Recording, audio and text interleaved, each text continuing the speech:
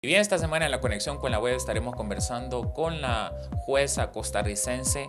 Ella se llama Orieta Zumbado y nos va a estar comentando sobre un tema muy importante, la violencia juvenil a nivel centroamericano. Bienvenida a las cámaras de Web TV, Orieta.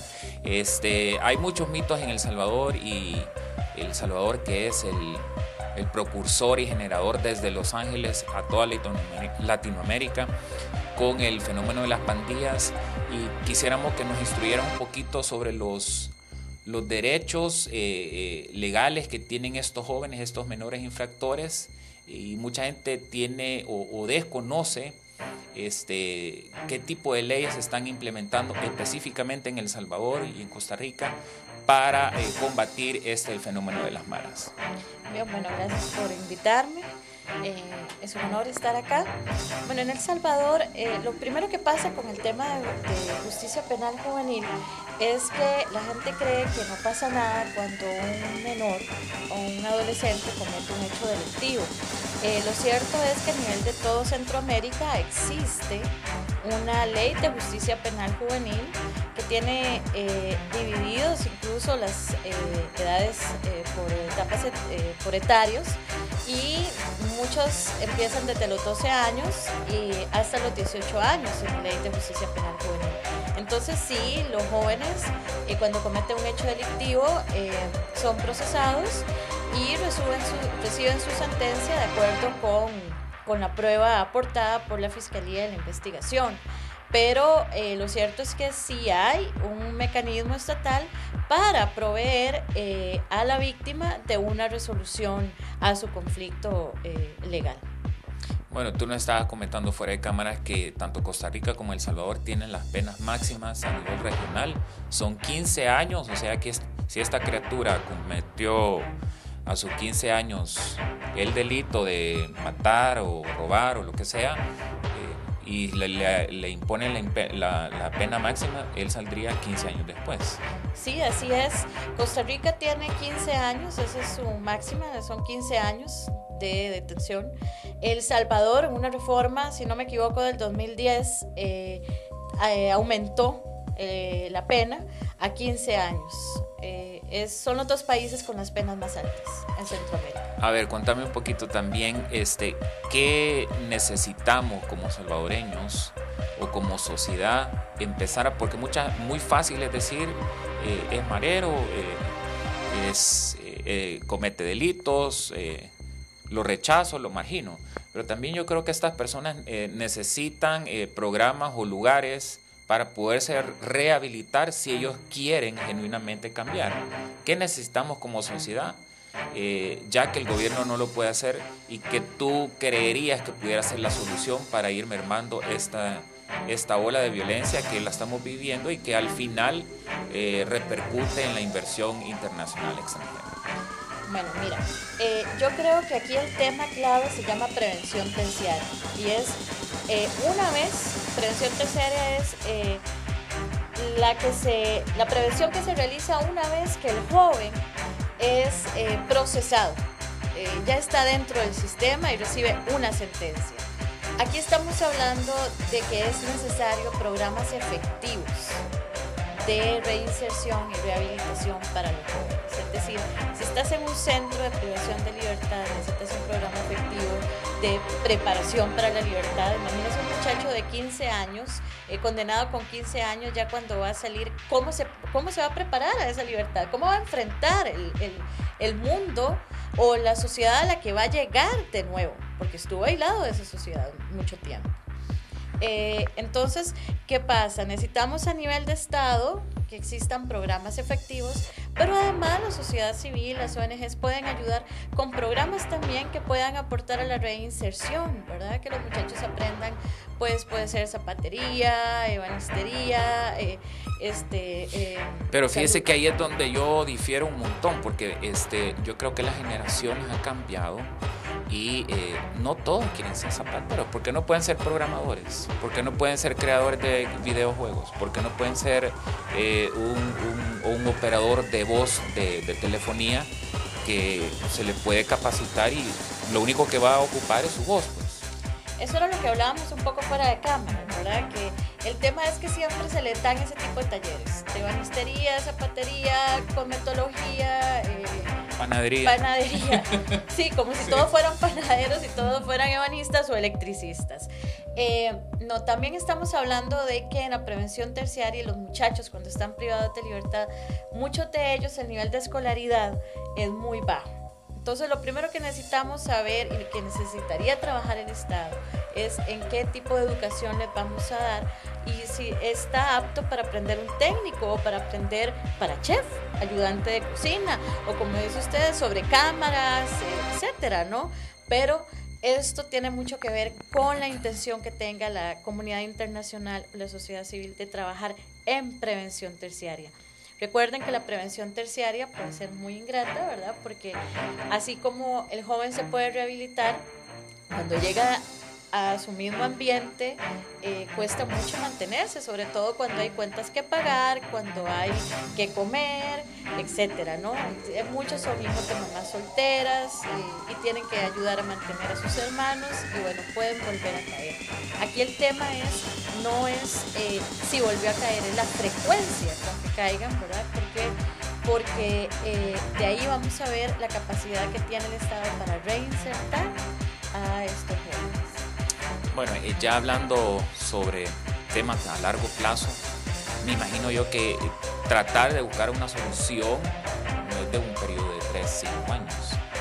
Y tú que estás tan adentro de estos temas, con tu experiencia, qué periodo de tiempo necesita un país para ir poder limpiar este tipo de flagelo que tiene la sociedad salvadoreña?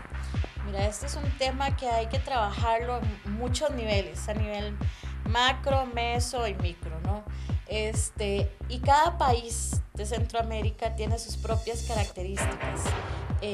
Para muchos de los países de Centroamérica afectan su nivel de competitividad por el costo que tienen las empresas de invertir y lo que significa el costo de seguridad, ¿verdad? Entonces, empezando por ahí, en el tema de bajar los índices de violencia, lo que son homicidios, delitos contra la propiedad, etcétera, ese es un tema que es de largo plazo, no es ni siquiera de mediano plazo, y que hay que invertir en buscar qué las estadísticas, cuáles son los indicadores por los cuales esto está pasando de acuerdo a esta razón.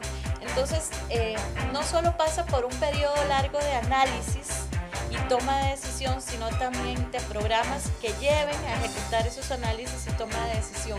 Entonces estamos hablando que se pasa de un periodo de gobierno, que es que un periodo de gobierno es para analizar, estudiar, verificar cuántos policías per cápita, cuántos policías hay en las zonas rurales, nivel de preparación de la policía, por ejemplo, qué pasa con la fiscalía, qué pasa con el Ministerio Público, qué pasa con los jueces, qué pasa con los defensores públicos, etcétera. Es un tema que tiene que ver con todos los aspectos, igual con ley de armas, igual con las leyes que regulan a todos los que son las empresas privadas de seguridad, que también tienen que ver. Entonces, ese es un problema que no se resuelve en un periodo de gobierno de 4 o 5 años, es de mucho más tiempo y el político que quiere invertir en esto va a saber que no va a recibir los laureles, sino van a ser 3 periodos más adelante, posiblemente otro político y de otro partido, de quien fuera, el que va a recibir los laureles, ¿verdad? Pero eso supone una gran madurez. ¿Y no crees tú que así como nos privaron de tener nuestra propia edad media en los países latinos, no nos pudieran también heredar ya las soluciones y no tener todos estos estudios? Porque yo que he estado trabajando en bastantes cooperaciones, se gastan millones de euros en puros estudios, en puros documentos, en puros viáticos, en sueldos caros, que al final no les sirve de nada a estos países subdesarrollados. ¿Y qué hizo tal cooperación? Pues sí, pues vinieron, estudiaron, y ahí está el documento, y ahí está el video, pero ¿y qué? Es que ese es otro tema muy importante a tratar, y es la duplicidad de las acciones de la cooperación internacional.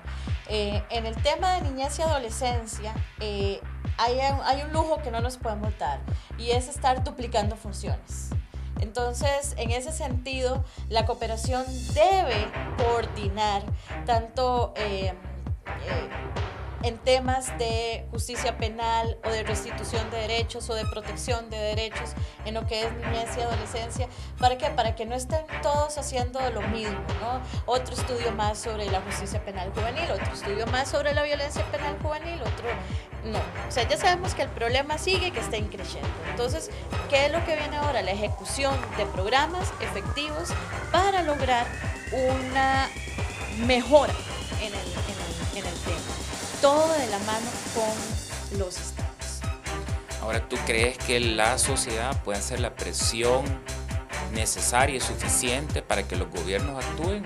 ¿O puede ser posible que la sociedad por su lado tome la justicia por el mango y decir, bueno, ni modo, ¿verdad? Yo voy a hacer mi medio feudo acá y me voy a hacer amurallar y me voy a proteger porque yo no quiero trabajar en paz? Mire, ese es un tema que es muy grave.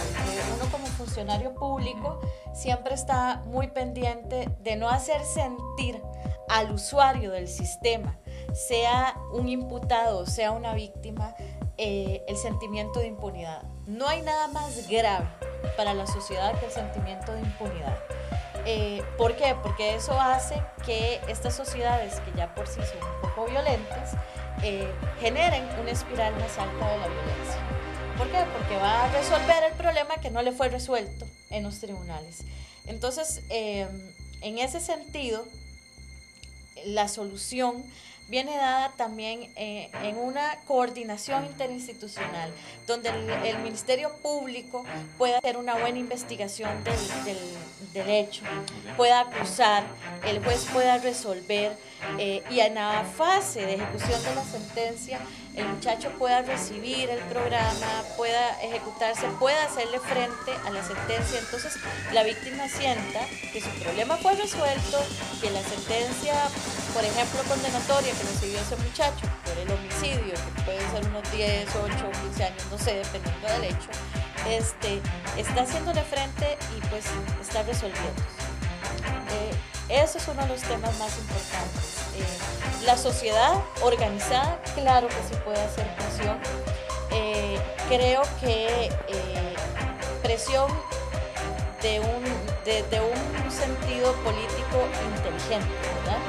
No presión por sí o por ir a manifestarse en las calles, sino una sociedad organizada que pueda tomar decisiones, que pueda aportar soluciones al gobierno. Bueno, amigos, esta fue la conexión con la web de esta semana. Yo creo que es importante que vayamos despejando dudas.